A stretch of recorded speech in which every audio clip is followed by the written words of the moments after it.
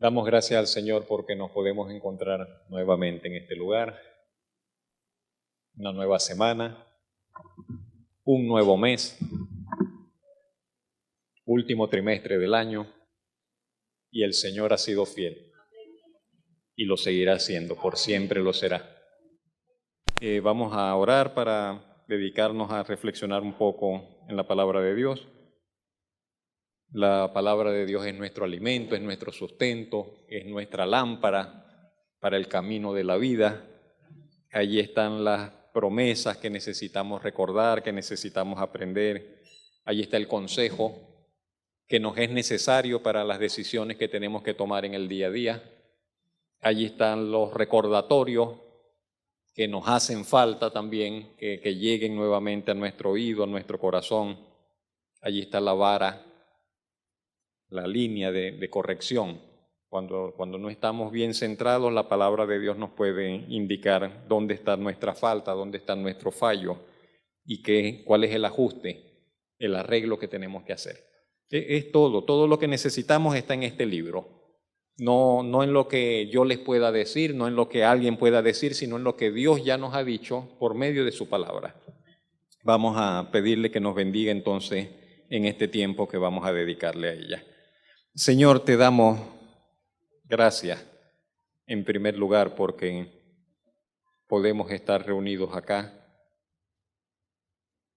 Hemos venido para consagrar a ti este tiempo, para reconocer nuestra necesidad de ti, para entregarte una vez más nuestro vivir, nuestros caminos, nuestras vidas, nuestras necesidades, nuestros pensamientos, nuestras inquietudes, nuestros deseos, todos, Señor. Reconocemos que necesitamos de tu bendición, de tu favor, de la obra de tu poder, de la intervención tuya, Señor, en nuestro vivir. Es nuestro deseo, Señor, que el favor tuyo nos acompañe. Es nuestro deseo, Señor, que tú nos rodees, que tú vayas delante de nosotros, Señor, abriendo y despejando el camino. Entendemos, Señor, que en tu voluntad, Señor, está nuestra salud, nuestro bienestar. El propósito por el cual estamos en este mundo, Señor, en esta vida, Señor, está en ti, Señor. Y queremos estar cada vez más claros en ello y más confirmados, Señor, en ese propósito tuyo. Bendícenos como solamente tú lo puedes hacer en este día y en esta hora. En Cristo Jesús. Amén.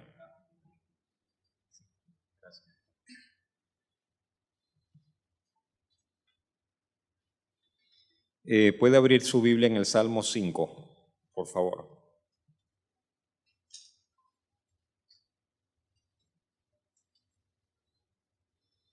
El Salmo 5 es uno de los salmos, de los muchos salmos escritos por David. Y como la mayoría de los salmos, o por lo menos muchos de los que David escribió, lo más probable es que era un canto. Era un canto, una alabanza, una meditación cantada, expresada en música.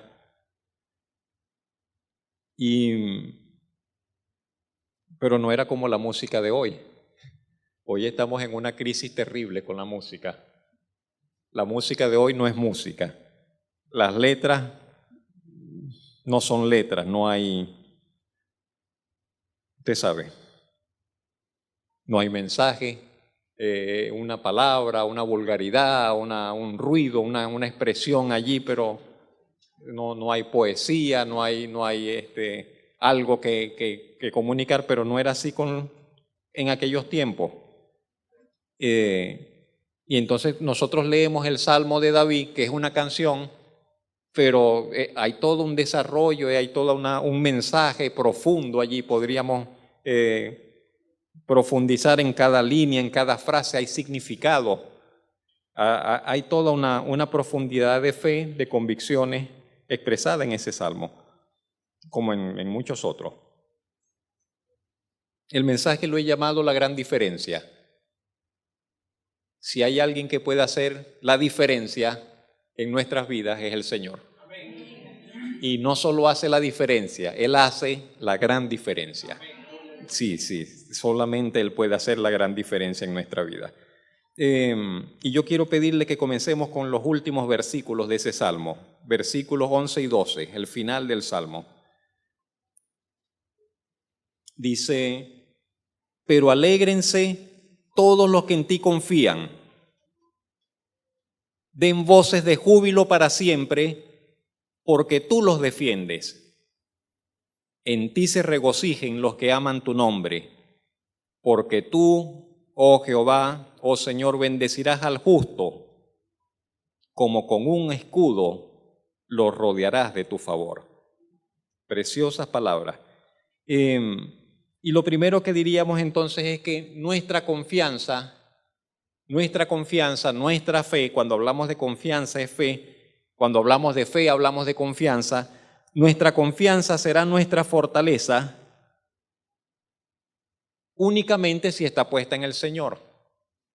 La fe de por sí sola, es muy limitada. Porque si yo dijera, yo soy una persona de fe, ajá, está bien. Yo soy una persona optimista, que yo pienso que todo me va a salir bien, ajá, está bien, pero si ese optimismo, si esa dependencia, si esa fe, si esas ganas, si eso no está colocado en el Señor, es muy poco lo que podrá lograr. Porque definitivamente, aunque muchos lo digan, no es cierto. Con nuestro sentir, con nuestros deseos, nosotros no podemos cambiar la realidad que está a nuestro alrededor. No se puede, no se cambia con deseos, no se cambia con palabras, no se cambia con confesiones. Y aunque le podamos meter la Biblia, no, que confiesa lo y recíbelo, eso es mentira. No funciona así, es falso, no funciona así. Pero si hay alguien que puede cambiar la realidad, es Dios. Pero nuestra confianza tiene que estar colocada sobre Él y solamente en Él, colocada sobre Él, ni siquiera en nosotros o en nuestra capacidad o en nuestro hablar. Entonces David dice, exclama con emoción, alégrense todos los que en ti confían. Sí, todos los que confiamos en el Señor tenemos razones de sobra para estar alegres.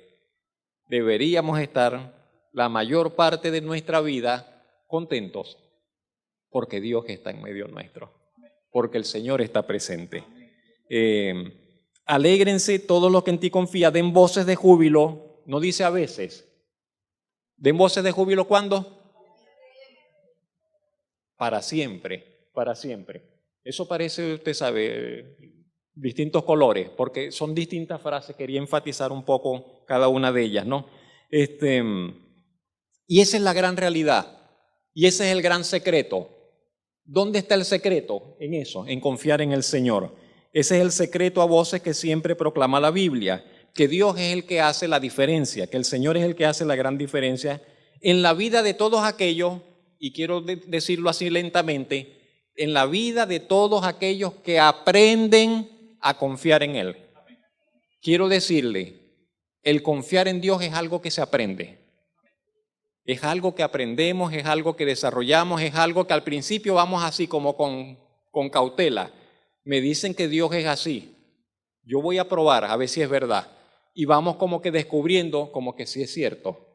Como que sí es cierto que eso que dice la Biblia como que es así. Como que tienen algo de verdad, eso que dicen los evangélicos. Como que hay algo de verdad en ese mensaje que predican los maestros, que predican los pastores. Y vamos ganando y nos vamos acercando hasta que finalmente llega un momento en que abrimos el corazón, las puertas de par en par. Pero no llega de un día a otro, no llega de la noche a la mañana, no llega solo el poder llegar a esa confianza donde usted diga y pueda llegar y decir, Señor, aquí estoy. Si me matas, soy feliz. Si me das la vida, soy feliz. Señor, aquí estoy enfermo. Si tú quieres, me sana, yo te amo. Si no me sana, igualito te amo, estoy confiado en ti. No llegamos de la noche a la mañana a eso, a ese punto de confianza del cual mencionaba Job. Aunque él me matare, yo igualito confiaré en él, sea lo que sea que suceda. Y yo le quiero decir en esta mañana, en este primer punto, aspire a eso. Busque eso. trate de pensar en eso y pídale al Señor que le ayude a llegar a ese punto en que usted pueda aprender a confiar al Señor, en el Señor, de todo su corazón, de todo su corazón. El que se acerca a Dios en medio de la confianza y la obediencia a su palabra. Yo quiero avanzar y quiero ser breve hoy, pero es que cada una de estas frases, porque hay mucha gente que pretende acercarse a Dios, inclusive los cristianos, y quieren acercarse a Dios, pero no a través de la Biblia. Entonces, ¿cómo se va a acercar a Dios si no es a través de la Biblia? No puede nadie acercarse al Señor si no es a través de la Biblia. Y no puede nadie acercarse a Dios si no es a través de la obediencia a la palabra de Dios. Si alguien no obedece la palabra de Dios, jamás podrá acercarse a Dios. Diga lo que diga, cante lo que cante, haga lo que haga. Si nosotros no nos acercamos por medio de la palabra y la obediencia a la palabra, jamás nos estamos engañando. Pensamos que estamos cerca de Dios, pero estamos muy lejos de Él.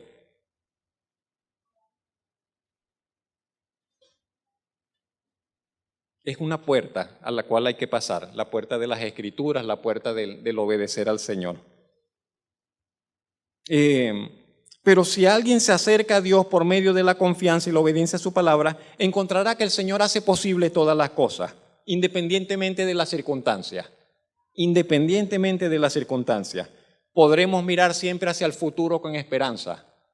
Cuando usted mira hacia el futuro, podríamos decir, la situación está muy difícil. No se ven perspectivas de cambio para esto, para aquello. Pero si usted puede ver que el Señor está allá en el horizonte, en el mañana, está aquí en el presente y está en el mañana, usted siempre verá el futuro con esperanza.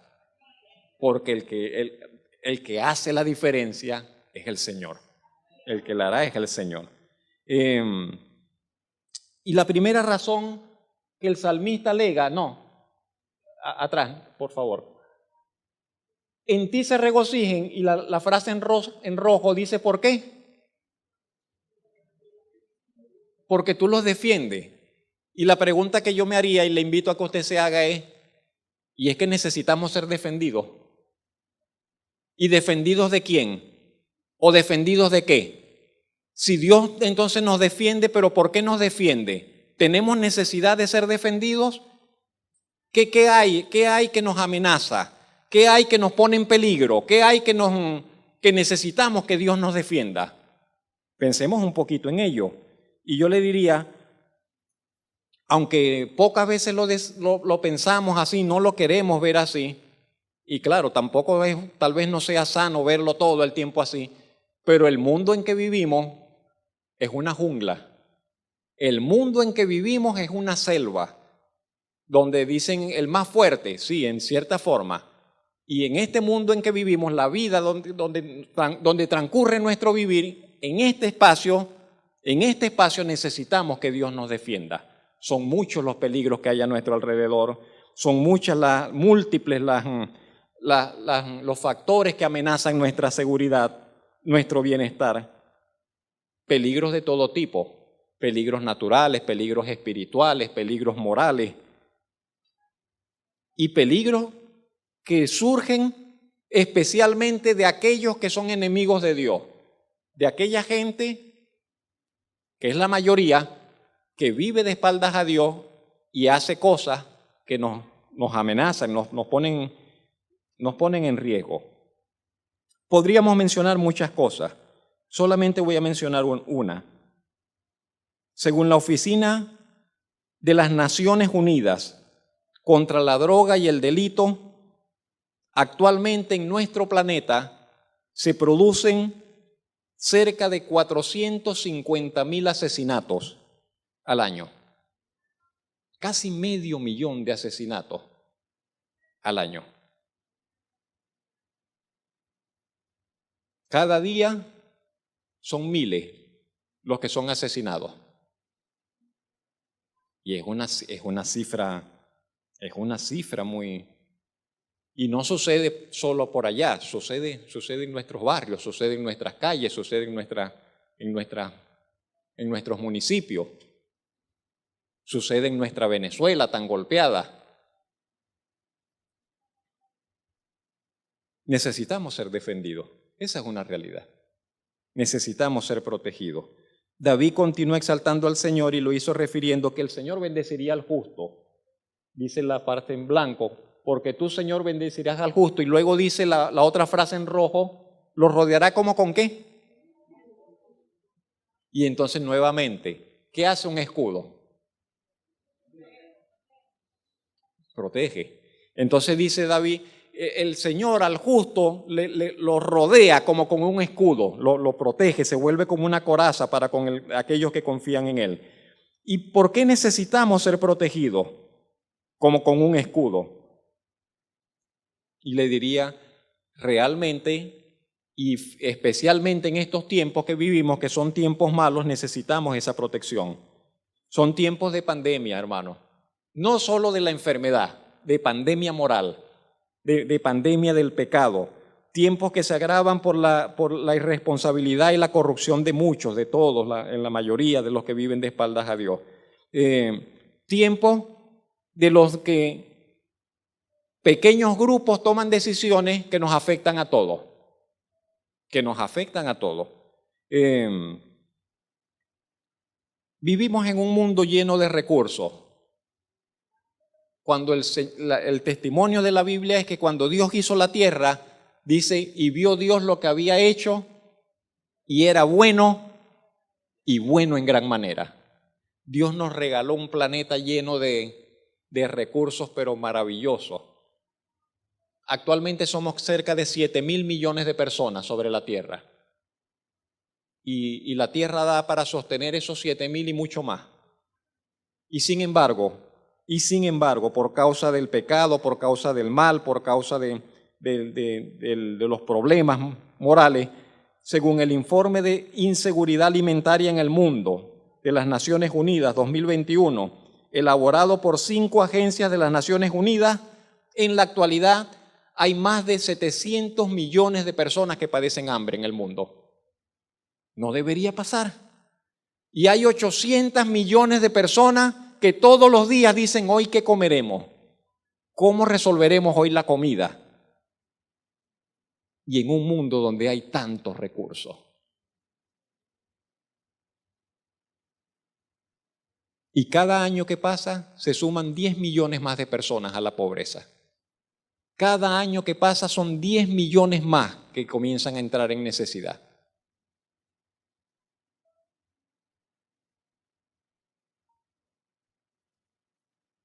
El problema no es Dios. El problema no es los recursos que falten. El problema está en otro lado. El problema está en otro lugar. No en la bondad de Dios, no en la provisión de Dios, ni siquiera en el medio ambiente, de decir, no, de que ya la tierra no puede sostener, eso es mentira. Claro que puede sostener, no solamente a 7.000 millones, sino todavía muchos más. El problema no es ese. El problema está en otro lado y está en nosotros mismos como personas. Y el salmista entonces corona ese salmo que hemos leído, este salmo que estamos considerando con estas palabras. Comenzamos por el final, los versos 11 y 12. Repito, el salmista dijo, la frase que tenemos allí, alégrense en ti todos los que en ti confían, den voces de júbilo para siempre, tú los defiendes, en ti se regocijen los que aman tu nombre, porque tú, Señor, bendecirás al justo y como con un escudo los rodearás de tu favor. Ahora, antes de eso, él ha dicho 3 o 4 cosas. Vamos a considerarlas brevemente. Versículos 1 al 3. Antes de llegar a ese punto, el primero había orado. Y no solamente oró con gemidos, oró con clamor y esperó en la presencia del Señor. Versos 1 al 3 de ese salmo dicen, escucha, oh Señor, mis palabras, considera mi gemir. Ese gemir, un gemido, ese gemir es casi como un lloro, ese gemir es como un lamento, es como un ruego.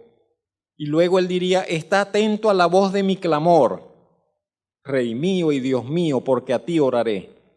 De mañana oirás mi voz, de mañana me presentaré delante de ti y esperaré.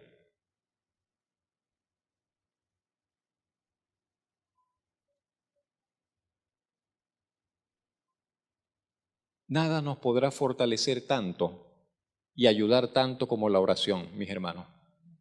Nada, nada. Nosotros podremos colocar mensajes, podremos colocar música, podremos colocar no sé tantas cosas, podremos tratar de distraernos, y cada una de esas cosas tiene su lugar. Trate de escuchar buena música, con buenos mensajes. Sea exigente, cultive el oído allí y el gusto. No se acostumbre a escuchar música basura. Hay mucha música basura. No oiga eso. No le va a dejar nada bueno. Busque música que le edifique, busque música con buenas letras, con buenos mensajes. Hay un lugar para el humor sano. Y está bien reírse, echar chistes, echar bromas, y hágalo. No participe en bromas de doble sentido y con asuntos morales dudosos. En ese tipo de humor no. Pero ninguna de esas cosas nos ayudarán tanto como el orar. Y tenemos que profundizar en la oración. En la oración podemos soltar nuestras cargas, en la oración podemos recibir nuevas fuerzas, en la oración el Señor puede iluminar nuestra mente. A veces no sabemos qué decisión tomar y por más que pidamos consejo, ¿qué me dices tú? Hago esto, hago aquello, esto. Mejor pregúntele al Señor y ore al Señor, que el Señor le muestre qué es lo que usted tiene que decidir, qué es lo que conviene que decida. Pero la oración no es solo para pedir. Un padre no se sentirá muy bien si su hijo solamente le dirige sus palabras para pedir. Dame, necesito. Y si eso es lo único que sabe, llamar para decirle que necesita. Una esposa no se sentirá muy bien si su esposo solamente le hace cariño cuando quiere tener intimidad con ella y del resto así, a lo lejos. ¿Cómo cultivamos la relación con el Señor? La oración es más que pedir, la oración es más que llegar, Señor, aquí estoy, necesito que me bendiga. Tenemos que acostumbrarnos y cultivar el que podamos tener una relación de verdad con nuestro Señor. Y hablar con Él y pasar tiempo con Él. Y como dice David, me presento cada mañana y espero. Y si estoy afligido, te abro mi corazón y te muestro todas las cosas, Señor. Te hablo de todas las cosas. Podemos hacer eso, debemos hacer eso. La oración es un recurso. La oración es un recurso maravilloso, hermano. Y usted lo tiene todito para usted. Porque ¿quién le puede decir, no, ya oraste mucho, ya dale oportunidad a otro? No. Usted tiene un recurso, pero maravilloso con la oración, en el tiempo que quiera. Ni siquiera tiene que ceñirse a unas palabras, sino que usted puede orar con su propia forma de hablar. Y aunque usted dijera, Señor, bueno, tú me conoces aquí lo que siento, no sé cómo decírtelo, pero tú sabes lo que estoy sintiendo en mi corazón. Puede usted abrir su corazón al Señor y debe hacerlo. Y eso le hará ligera la carga y eso le cambiará el sentir y eso le cambiará las perspectivas y eso le aclarará la vista y eso hará muchas cosas. Pruébelo. En segundo lugar, David no solo había orado, sino que había recordado que el Señor ejecutará su juicio. Es lo que más o menos expresan los versos 4 al 6. Dice, porque tú no eres un Dios que se complace en la maldad. Dios no se complace y tampoco es indiferente al problema del mal. No le da igual, no es indiferente al problema del mal. El malo no habitará junto a ti, los insensatos no estarán delante de tus ojos. Aborreces a todos los que hacen iniquidad. Destruirás a los que hablan mentiras, al hombre sanguinario y engañador abominará el Señor.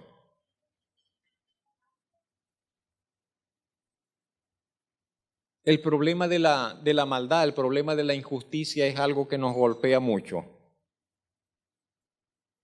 Y nos golpea y nos hace sentir en cierta forma frustrados y nos complica la vida y nos da un sentido de impotencia cuando se dice no hay justicia y cuando los malos andan a sus anchas y los buenos tienen que esconderse. Digo los buenos, los honrados, la gente normal, o sea, porque usted me entiende lo que intento decir. Y cuando se recompensa la maldad y se castiga lo bueno, entonces uno dice que estamos muy mal. Y entonces, ¿cómo cambiar esa circunstancia? ¿Cómo cambiar esa situación? Cuando los jueces declaran libres e inocentes a los que tienen que estar presos, y los que tienen que estar libres y con sus familias están presos, y no hay manera humana de revertir eso. Cuando a los trabajadores se les despoja de su salario y que es un derecho concedido por Dios, y se violentan todos sus derechos laborales y se les roba y se les defrauda, entonces, ¿en qué andamos? Y los otros se enriquecen con el dinero y con los recursos que son de toda la población. Entonces, ¿en qué andamos? Y hablo de la realidad de muchos países y en propiedad de la realidad nuestra venezolana. Saquearon la nación, la destruyeron, pero es una cifra indecente hablar del saqueo de la nación de Venezuela en los últimos años. Eso no hay número. Usted sabe, ahora entramos en la última, en el Bolívar no sé cómo se llama ya, no importa cómo se llame. Pero el Bolívar de hoy representa billones de los bolívares de antes. La cosa. Y Venezuela, después de estar en el tercer, cuarto país del mundo, vino a estar debajo de Haití. Terrible, terrible. Una cosa terrible. ¿Y qué pasa entonces con la injusticia, con la justicia? Son cosas que golpean los corazones. Muchos hablan mentira en el mundo de hoy. El salmista dice, el Señor destruirá a los que hablan mentira. El mundo está lleno de mentirosos. El mundo está lleno de mentirosos. Pastores mentirosos, ministros mentirosos, políticos mentirosos, educadores mentirosos, gente que hace vida en organizaciones y son mentirosos. Pero el mundo está lleno también de gente sanguinaria, derramadores de sangre. Y usted quizás no lo ha visto así, pero hay gente que tiene las manos llenas de sangre y nunca han tomado un cuchillo para asesinar a alguien, pero tienen las manos manchadas de sangre y son educadores, y otros son políticos, y otros son líderes en los espacios de la sociedad, y otros hacen labor social, y otros son profesores, y otros son activistas, y otros son médicos, y otros son personal de salud, y tienen las manos llenas de sangre. Y quiero mencionarles solamente un caso, el aborto. Quiero mencionarles solamente del aborto, del asesinato de los bebés, porque aborto es asesinato. Eso no es una medida de salud, se llama asesinato, porque la vida es un milagro. Y desde el momento en que el espermatozoide se une con el óvulo y se produce la fecundación, ahí hay vida, ya, con todo. Ya con todo, es solo cuestión de tiempo para que se madure y se desarrolle, pero ya hay vida, ya hay un ADN específico, ya hay unas características, ya ahí está todo de la vida. Ya desde ese momento, allí en las primeras horas de la gestación, ya ahí está todo. Ya ahí está todo. No importa si ese proceso de embarazo se interrumpe al tercer día, en la primera semana, en los primeros meses, no importa, ya ahí está todo.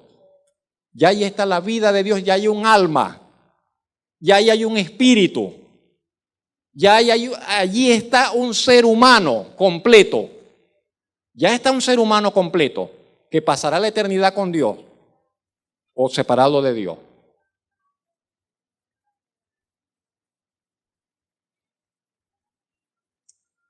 La moda ahora es, dicen las feministas, mi cuerpo es mi derecho, tengo derecho a abortar. Y los eslogans son satánicos, terribles. Usted tiene que ver las frases que usan. Repudiables completamente. Y la moda también ya llegó a Venezuela. Ya aquí también se están haciendo el proselitismo y se está pidiendo que en las leyes, ahí en la Asamblea, aprueben el derecho al aborto. Seguro, ¿cuál es la frase? No sé, seguro, legítimo, gratuito, etcétera. Terrible, terrible. Según el informe de Derechos y Salud Reproductivos de las Naciones Unidas, actualmente se practican unos 45 millones de abortos en el mundo. 45 millones de asesinatos de bebés en el mundo todos los años.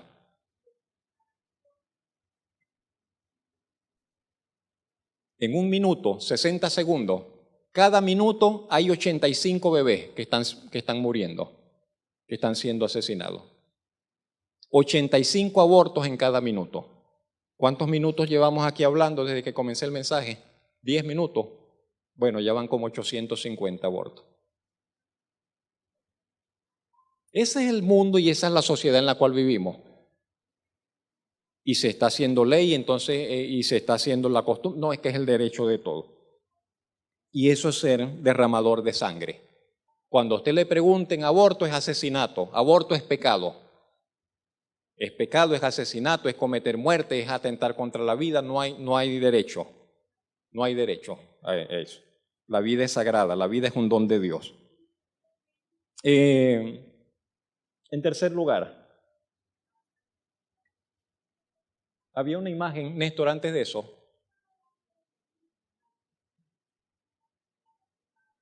Sí, porque se defienden más los animales que los bebés.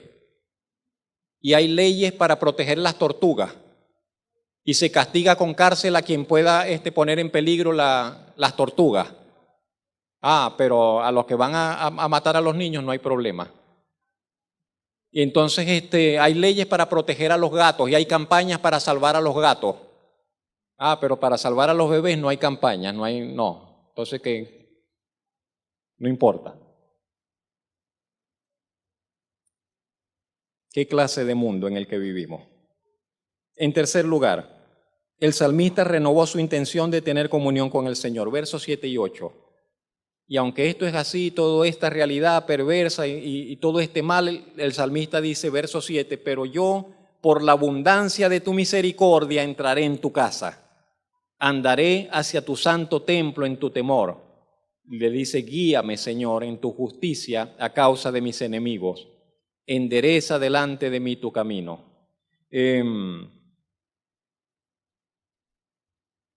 Yo creo que esas palabras reflejan un compromiso de parte de David. Él dice, esto sucede alrededor, esto es lo que está pasando afuera, pero yo por tu misericordia voy a entrar en tu casa y voy a adorar en tu casa. En parte, amigos, en parte, hermanos,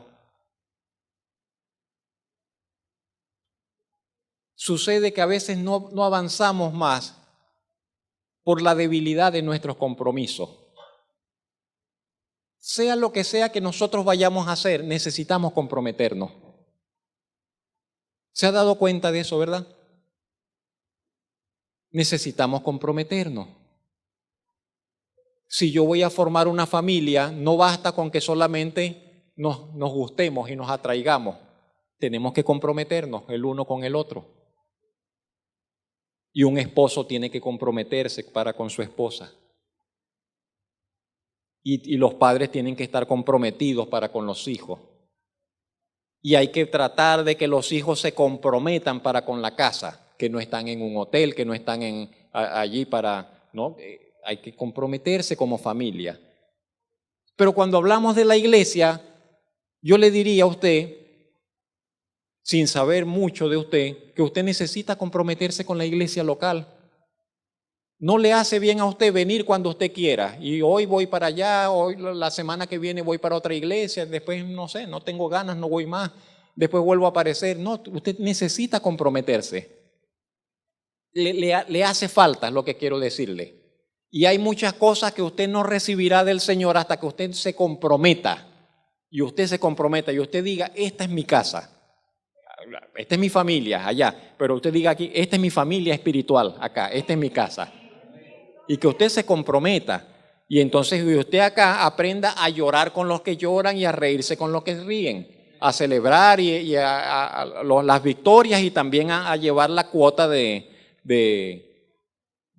pesar, de sufrimiento, de la carga, de lo que fuere. Necesitamos comprometernos. Si usted se va a otro lugar porque ahorita están las condiciones así y mucha gente saliendo y moviéndose y desplazándose, a donde llegue tiene que comprometerse. Es necesario comprometerlo. Entonces, aquí veo un compromiso de parte del salmista. Él se compromete con la casa de Dios, con su casa. Pero en segundo lugar, lo que está en rojo, le pide al Señor que lo guíe y le pide al Señor que enderece su camino, que enderece delante de él su camino.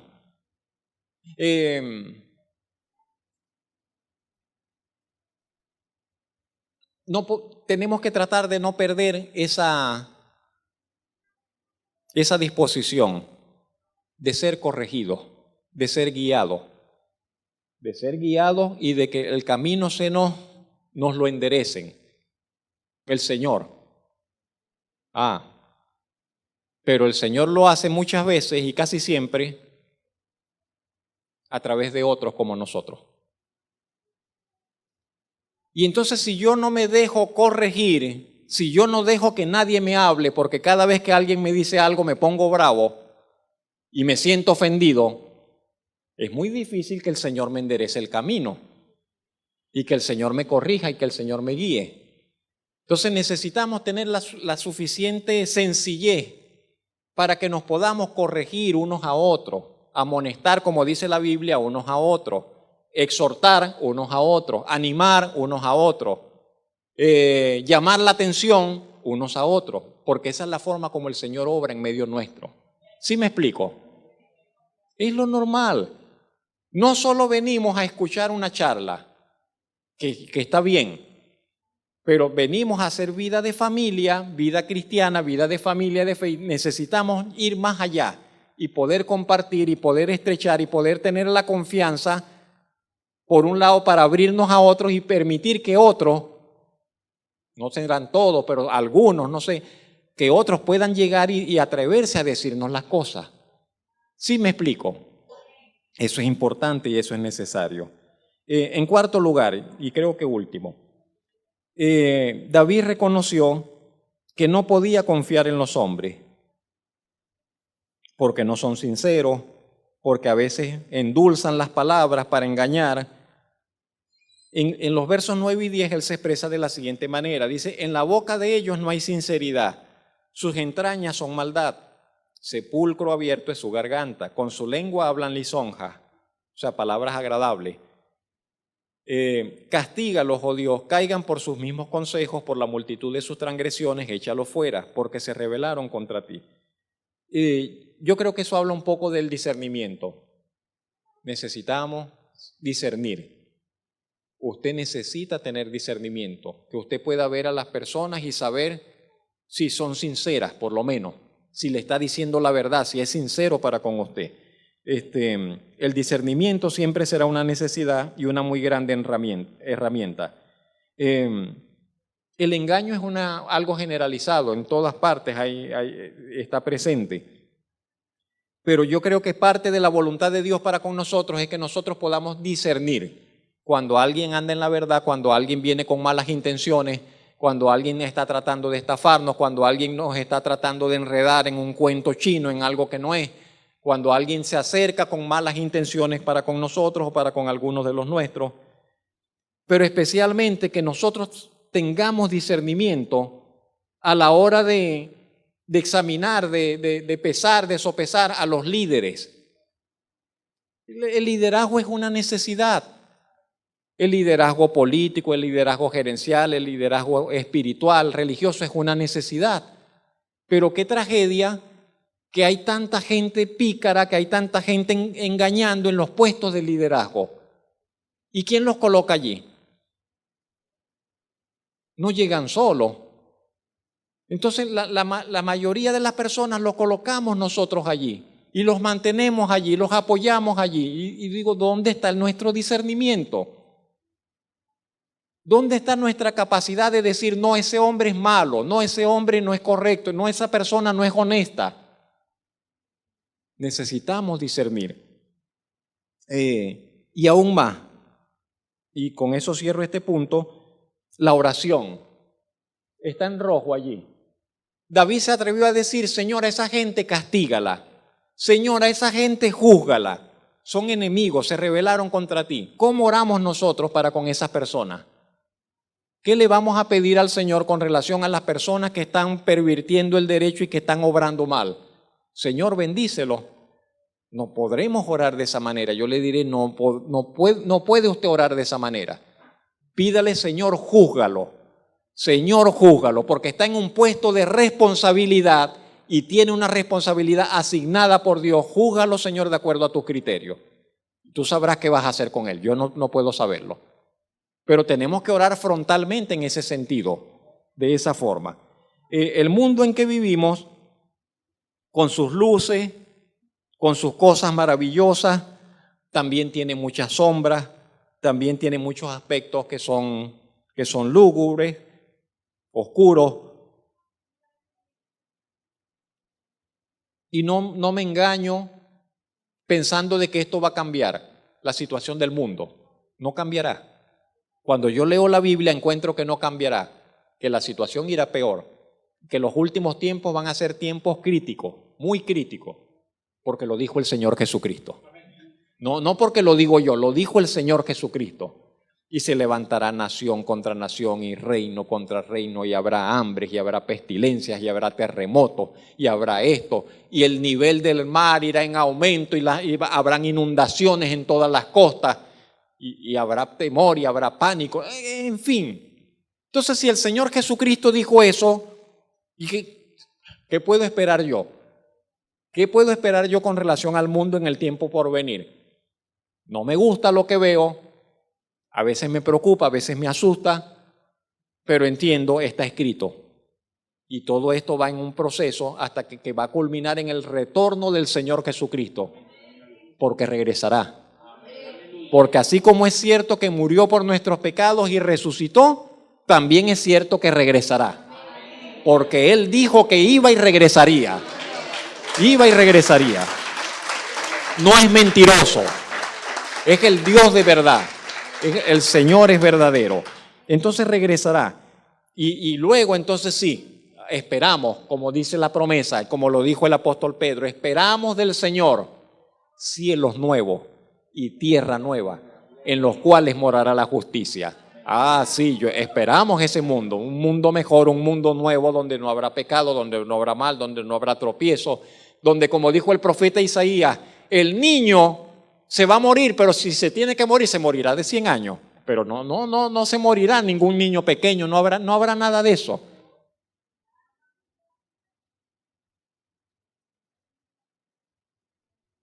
¿Lo digo o no lo digo? Hablando de niños, hablando de bebés. Todos esos bebés asesinados están en la presencia del Señor. Están en la presencia del Señor. Les hacen un mal, pretenden hacerles un mal, pero están en la presencia del Señor. No son bebés allá, son personas íntegras, completas y cabales. Y cada uno de ellos va a poblar el reino del Señor allá. Hay una verdad que se cumple en todo tiempo, y estamos terminando. Aún en los tiempos malos se cumple. El Señor bendice al justo y lo protege como con un escudo de su favor. Usted lo ha vivido, usted lo ha experimentado en medio de toda esta situación crítica que hemos estado viviendo. ¿Quién le ha sostenido? ¿Quién le ha sustentado? ¿Quién le ha ayudado? ¿Quién le ha provisto? ¿Quién le ha ayudado a usted en todo esto? Entonces usted sabe que es el Señor. Ese favor de Dios es la llave que abre las puertas por donde han de entrar los hijos de Dios.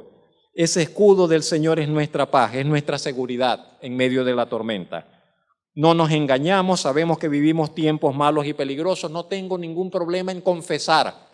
Los tiempos son malos, los tiempos son peligrosos, porque lo dice la palabra de Dios. No tengo ningún problema con eso, pero puedo decir, y usted también puede decirlo con el salmista, alégrense todos los que en el Señor confían. Den voces de júbilo para siempre, porque el Señor los defiende. Regocíjense en el Señor todos los que aman su nombre, porque ciertamente Él bendecirá al justo y como con un escudo los rodeará de su favor. Que la bendición y la paz del Señor sea con su vida. Dios le bendiga. Aleluya.